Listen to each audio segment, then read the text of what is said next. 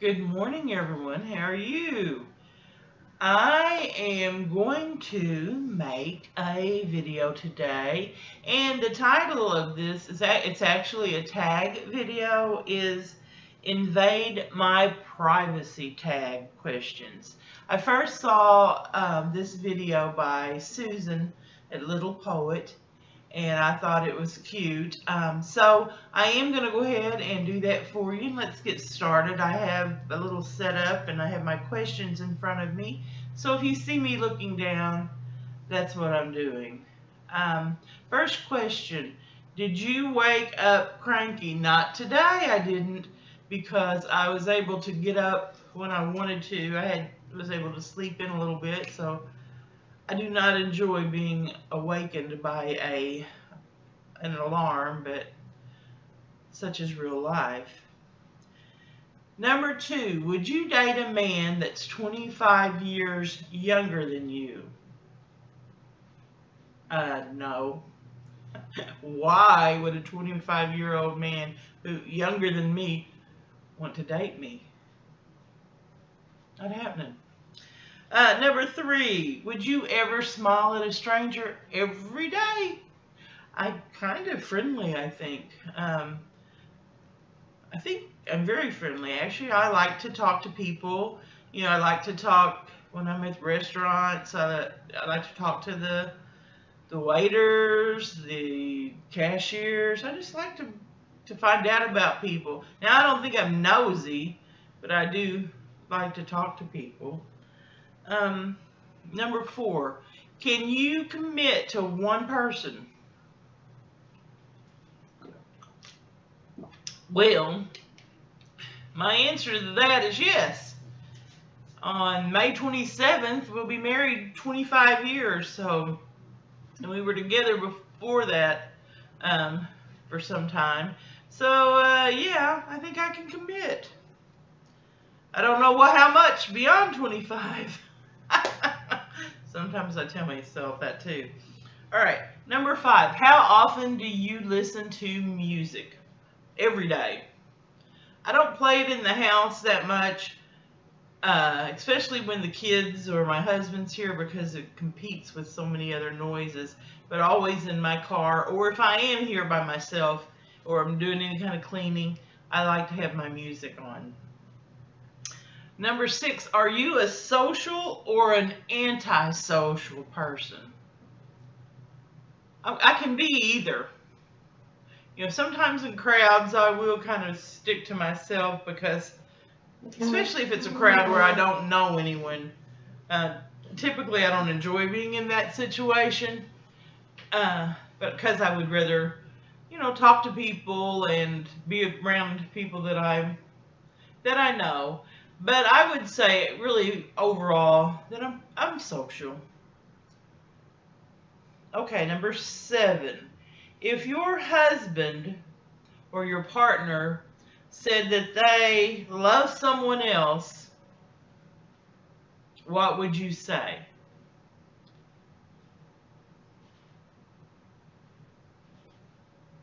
At this point, I would probably say, okay, get your stuff, get out.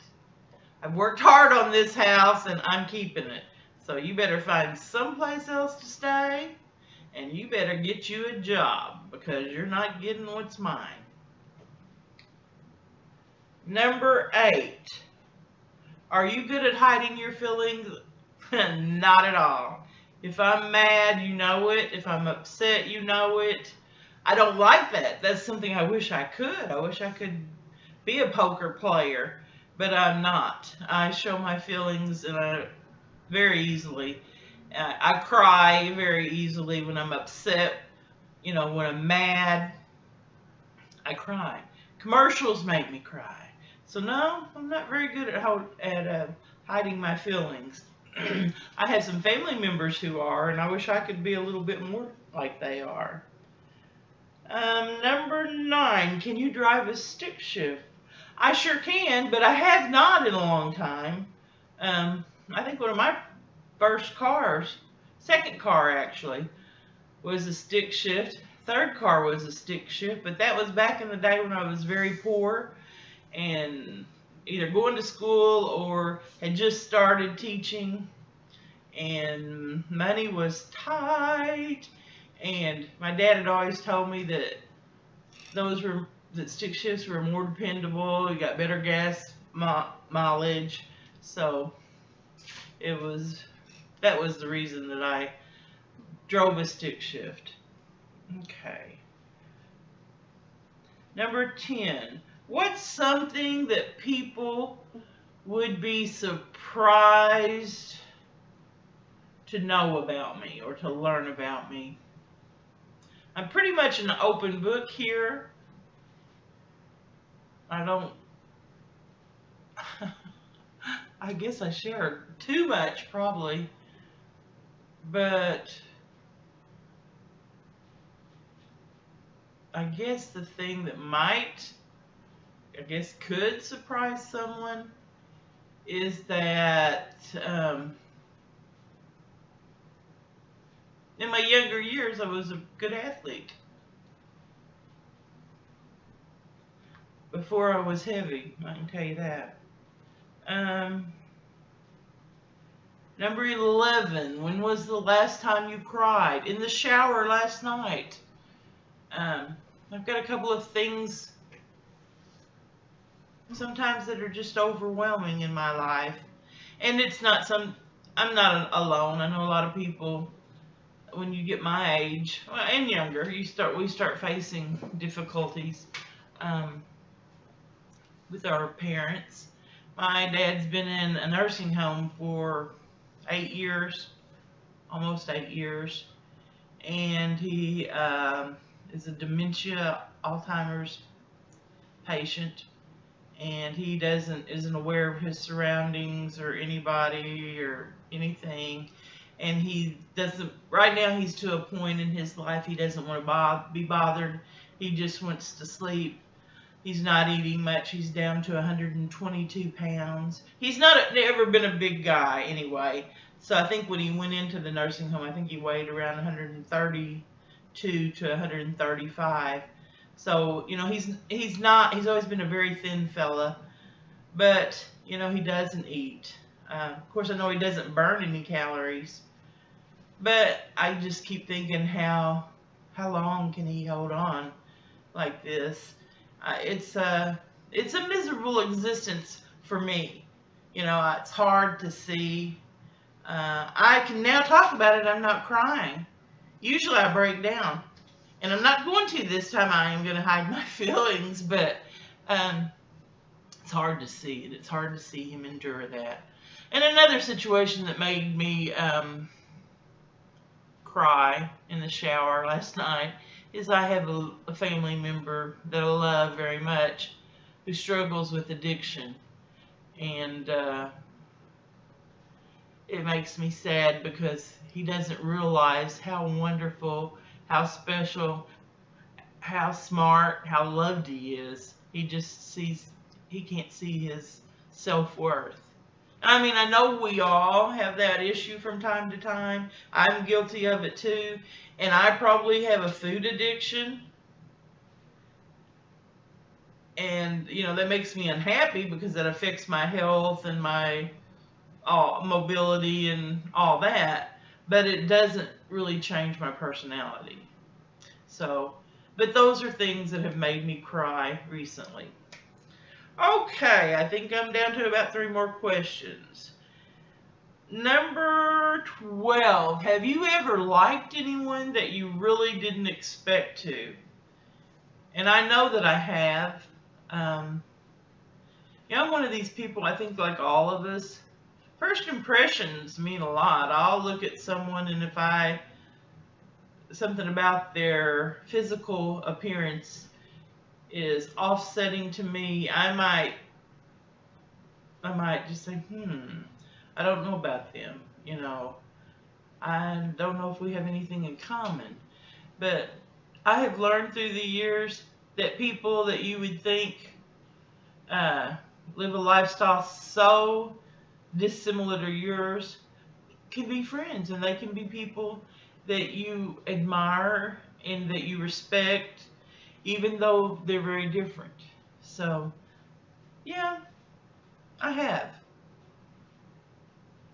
Number 13, what is the biggest life lesson on YouTube? Biggest life lesson on YouTube? Gosh, that's a hard one. I've met a lot of people. Of course, you know, it's like everything else when your subscribers, unless you know them personally or they tell you who they are, and they don't have to, because, you know, it's like everything. You can hide behind a screen name. Um, you learn a lot about people, and you meet people, and you make connections, and that's one of the positive things I think that has come from YouTube. And also, the people will actually sit down and watch me. That amazes me more than anything. I want them to, and I'm glad they do. And, you know, I'm up to 102 subscribers, folks. 102 subscribers. And I have no expertise in anything. But then again, there are other things. I look at some of the videos that people put out there, and I'm like, they have buku of subscribers. And I'm thinking, how'd that happen? Because I don't think they're very well made videos. Not only the quality, but the content. I mean, sometimes it's pretty tacky.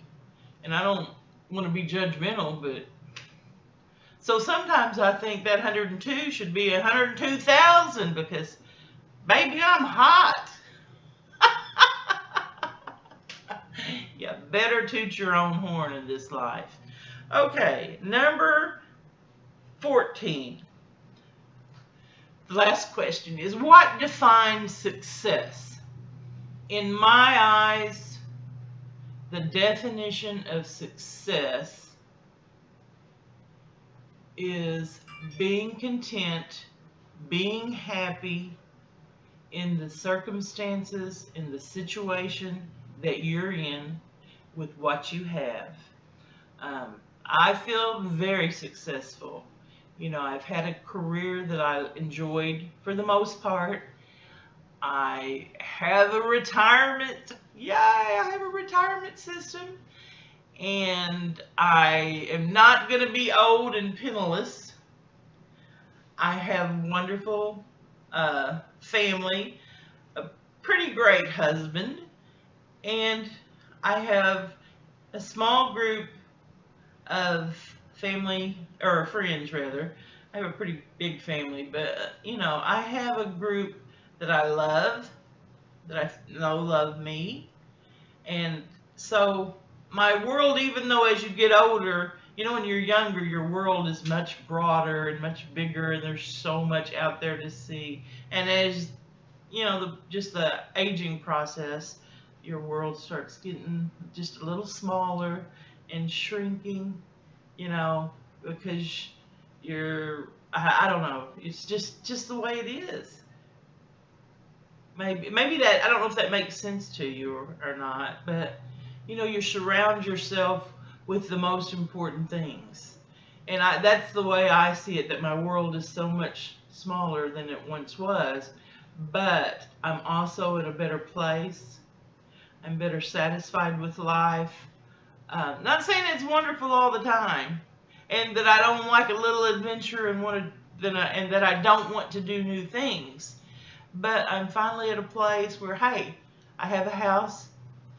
You know, it's a modest home. We have a modest income. You know, we're happy, and that's all that you need. I don't need all these other things to be happy. You know, I have a friend, a good friend, who's never been happy. Nothing that she's done, nothing that she's had has ever made her happy. She's always looking for something else, you know, and she stays depressed.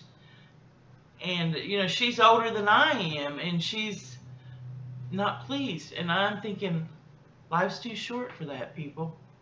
Get on with it. Find your happiness and go with it.